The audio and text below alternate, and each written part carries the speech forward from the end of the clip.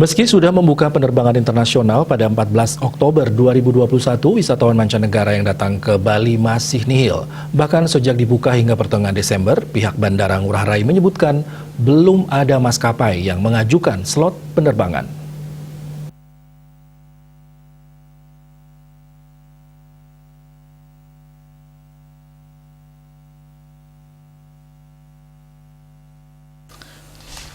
Untuk menyelamatkan sektor pariwisata Bali yang terpuruk hampir 2 tahun karena pandemi ini, sebanyak 40 lebih asosiasi pariwisata, termasuk Forum Bali Bangkit, diundang rapat koordinasi oleh Dinas Pariwisata Provinsi Bali.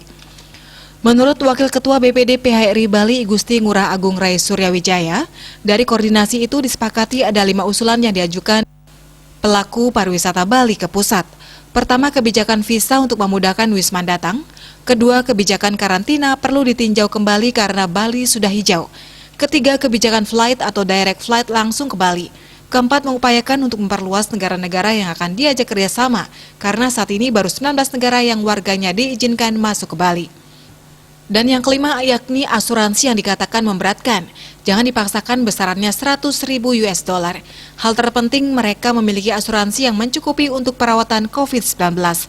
Pihaknya juga sudah menyampaikan untuk esensial dan diplomatik bagi kedatangan penerbangan internasional diharapkan tidak hanya di Jakarta. 5 poin ini akan disusun bersama kelompok ahli. Untuk akhir tahun ini, Bali akan memaksimalkan pangsa pasar domestik karena wisatawan domestik merupakan pangsa pasar yang cukup besar. Kerjasama dengan negara lain akan dievaluasi setelah Nataru.